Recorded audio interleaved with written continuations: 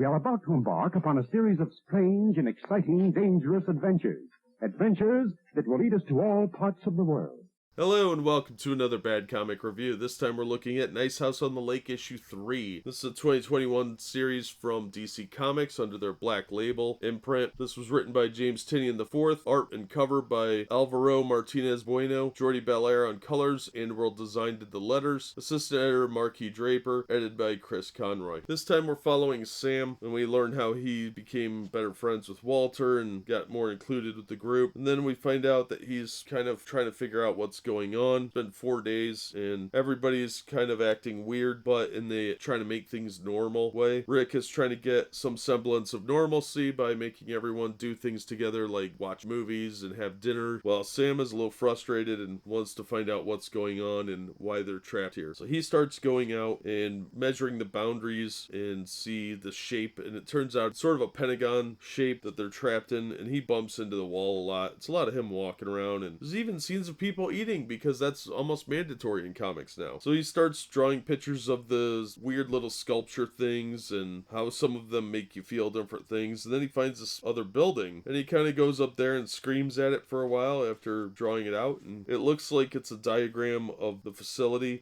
in a way, because there's this like map on top of there. But then he throws his papers away and screams at the building for a while. And then he just kind of gives up and goes home. There's some interesting ideas here that are taking way too long to get anywhere. It's clearly a TV series idea that Tynion had, and it's getting kind of boring because this is more character study than interesting adventure or anything like that. Character studies can be interesting, but this one is not. This is boring. These are weird slice of life things in a bigger story that is much more interesting. Sort of like taking the TV series Lost and then focusing on one character for an entire season, and then the next season you just sort of ignore him and go on to something else and he's a background character. But you never actually see him doing anything interesting. This time there was a good idea to go out and look around, but nobody seemed particularly interested in that, and he's just sort of like, meh, I'll walk around for a little while, then I'll just cry and scream. And that was the extent of what he accomplished. Nothing was revealed, no secrets were really uncovered. What we were teased with the weird statue things and him walking around in this other building, kind of ignored by the end of the issue. Hopefully they will circle back to that, but at the same time, I'm rapidly losing interest in this because it's a bunch of boring interpersonal confrontations and conversations that really go nowhere. These stupid little talks they have while they're eating are pointless and really end up nowhere. So it's either being dragged out for the sake of hitting 12 issues, or he has just the idea of using all this babbling as filler, because most of this conversation goes nowhere and means nothing. Does not seem to advance the plot. It doesn't really give us any more insight into the characters. It's just filler space. So although this issue was better than last issue, it still isn't really getting anywhere. There's no sense of advancement. It's just sort of people spinning their wheels. We focus on one character long enough for them to seem to start to do something, and then they just have a little breakdown and go about their business and go back to the house. And then nobody really accomplishes anything. And they're not sharing any information. And I understand that he's trying to build a mystery, but he's going about it in very, very long-winded, boring ways. And I don't really feel like investing $4 more in that, much less buying 8 additional issues after that $4. So if he wants my money, he's gonna have to pick up the pace a little bit, because this is boring as hell. Now, if it were a Lifetime movie, I would expect this sort of thing, but everything seems to be written that way now. It's very long-winded and spends a lot of time on pointless flavor text that means nothing and it does nothing. And that's what a lot of the 3 issues here have been, is a lot of long-winded stuff. It's fine in the first issue because you're doing build-up, you're doing some character development. The character development here is lost in these pointless conversations when this guy had a really good idea and we spend a lot of time with him poking at the wall instead of actually getting anywhere. There was too much pointless crap and not enough interesting stuff, so it needs to go somewhere. I'm out. I'll give it 1 more issue, but I'm really losing interest in this series. The art itself is fine. It's pretty well done. Not really a style I like too much. It looks a little too sketchy at times. The colorist did a great job though. It's just this stuff isn't particularly exciting, so it's really not something I'm really gaining interest in. And some of the color tone choices are really strange because they're trying to do like these sunset shots that just look like orange wash and then it goes into red for no reason. The cover's boring though, it won't sell you on the book, and it kind of betrays the pointlessness of a lot of what's in the issues. I have a hard time recommending this. I'm going to give it one more issue like I said. Beyond that, I'm not giving it a recommendation. This is just mediocre so far. If the next couple issues were to get really, really good really quick, maybe, but so far, if you're not buying this in trade paperback and you're not really into a bunch of pointless conversations that meander about before getting anywhere, then maybe it's for you, but I would say if you want to read this, get it in trade. Otherwise, it's going to be really boring. That'll do it for this one. Thank you so much for listening and supporting the channel. If you enjoyed the video, please hit the like button and don't forget to subscribe so you don't miss future reviews. If you'd like to help the channel out in other ways, links to my Teespring store, Patreon, and Streamlabs are all in the description. And as always, we hope to see you on the next one.